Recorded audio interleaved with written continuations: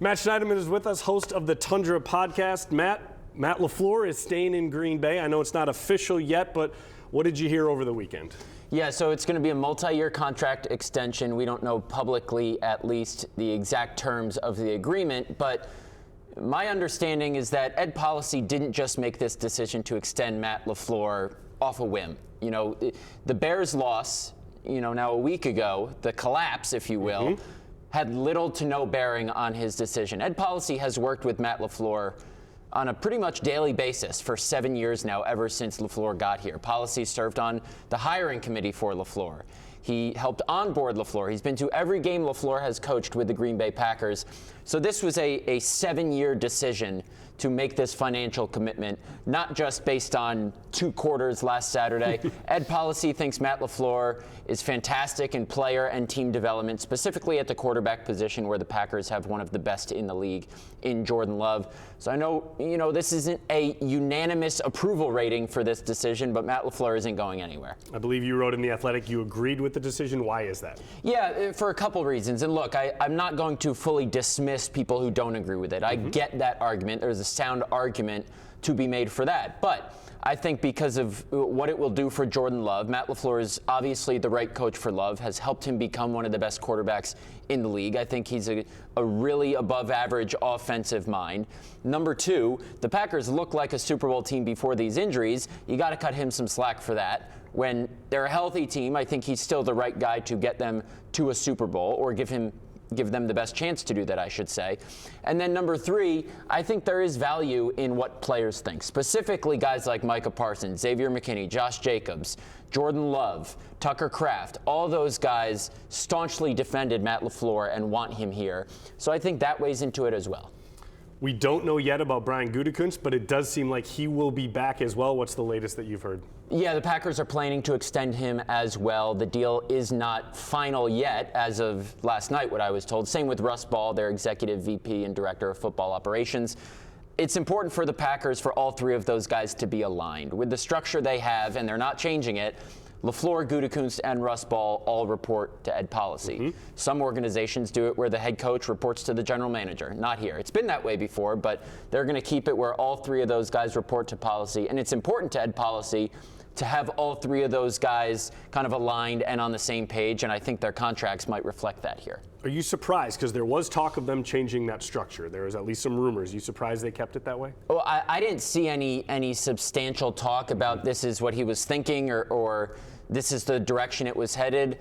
What I was told is that Ed Policy spent his first year as team president closely observing kind of how those 3 communicated about things that went well, about things that didn't go well, and he was happy with that. And my understanding is that it's less about the structure for Ed Policy and more about the people involved in that structure. Because even if you have the head coach reporting to the GM or the head coach reporting to the team president, you're all still going to have to communicate. And if you can all get along and bounce ideas off each other and reach a conclusion about struggles, topics that you struggle on, I don't know if it really truly matters what that structure is, but they're not going to change it, by the book right now. At his season-ending press conference, Matt LaFleur said he expected Jeff Hafley to get one of those 9 head coaching jobs. He's a finalist. He's had 2 interviews with the Dolphins. Do you expect that's where he lands, or do you think? I think he also has another one, a second interview with the Titans as well. Yeah, so he has Miami on Monday. This airs, Sunday night? So I don't think he's going to have a head coaching job by the time you're watching this. Miami Monday, Tennessee Tuesday. Those are both scheduled for in-person interviews, second interviews, I should say. So you can say he's a finalist at both spots. I would be a little bit surprised if he leaves Miami without a deal to become their next head coach. That's what the reports indicate. But who knows? Maybe Jeff Hafley leaves Miami, hears out the Titans, maybe uses them as leverage to get more money from Miami. Who knows what it'll be, but I fully expect him to have a head coaching job by this week. And obviously John Eric Sullivan, the new GM of the Dolphins, came over from Green Bay. I would agree with you. I think he doesn't leave Miami. We haven't had a chance to talk to you since the season ended. Obviously, that did not go well at the end of Chicago. What is the biggest thing this team needs to do to finish, in your mind? Yeah, well, one, it's the easy cop-out answer is get healthy. When you have guys like Tucker Kraft, Micah Parsons, Devontae Wyatt on the field, it's easier to close out games, and Micah Parsons is your closer. We had all that talk early in the season about Mariano Rivera and all that. When you don't have your closer, it's hard. But regardless of that, I thought Micah gave a very impassioned kind of monologue, if you will. It wasn't a monologue. I don't know why I used that word, but he gave like a 2.5-minute spiel about guys need to strain. You can't let someone else outrun you to the ball. If you need to play 80 snaps, you need to play 80 snaps and not get tired. It's about players pushing each other. It was kind of trying to take the blame off the coaching staff, and it's on these players to really take a hard look in the mirror this offseason. Guys like Keyshawn Nixon jumping on a pile. You know, guys having communication issues in pass protection and on the back end. 3 guys subbing out of the game when only 2 guys sub in and them having to take a timeout. It starts at the top, yes, but blame also falls on the players, and they're going to need the leaders in that locker room to step up and demand more accountability because this team is too talented on paper to be making those mistakes. They have some interesting free agents. You have Quay Walker as a free agent. You have Rasheed Walker as a free agent. Sean Ryan. Think any of those guys are back of their free agent wise? Romeo Doubs too. Well, he seemed to pretty much say a goodbye in his Instagram post. It seemed like. I don't think Romeo Doubs is going to be back. I don't think Rasheed Walker is going to be back. I think they're going to move Jordan Morgan to left tackle because he's a tackle. They've said that, and Zach Tom's your right tackle. So you're going to start your first-round pick from last year at left tackle. You can't keep him on the bench again. Too many bodies at receiver to pay Romeo Doubs, I think.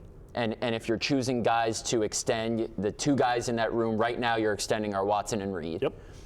Sean Ryan's an interesting one because you don't really have a center clear cut for next season. Elton Jenkins could be a cap casualty. Sean Ryan's a decent player, so maybe they can try and get him for cheap. And the other one, Quay Walker, they did not extend his 5th-year option or exercise his 5th-year option, I should say. He's a good player, but at that position, you know, he could get paid in your top of the market money with some of the things he's able to do on the field. Are the Packers going to be willing to pay that? Or do they want to give a guy like Tyron Hopper the reins to play more snaps at that position? I think that, the Quay Walker one, is the most fascinating decision for me. A guy that's not a free agent, I'm going to put you on the spot, is Rashawn Gary a Packer next year? No. I don't think there's any way you can bring him back at that cost. Ask him to take a significant pay cut, but if you're looking at it from his perspective, he shouldn't have to. Another team will pay him. You can free up $11 million in cap space by cutting him. What you're paying him is far too much for how little he produces. And I think it's perfect opportunity to give guys like Barron Sorrell, Colin Oliver, Kingsley Enagbare, who's also a free agent. I think you re-sign him, the opportunity to play more behind Micah whenever he returns in September, and Lucas Van Ness. What is the Packers' one thing they need to do to be better next year, in your opinion? Solidify the offensive line. I think when you look at it, the problems with this team start with the offensive line. Jordan Love is a top 5 quarterback in the NFL, but when he's under siege, like at the end of the Broncos game, like in the second half of the Bears game, it's hard for him to find a rhythm. He's unstoppable virtually when he has some time back there. You need to fortify the offensive line. You need Jordan Morgan to pan out at left tackle. You need Zach Tom to be healthy.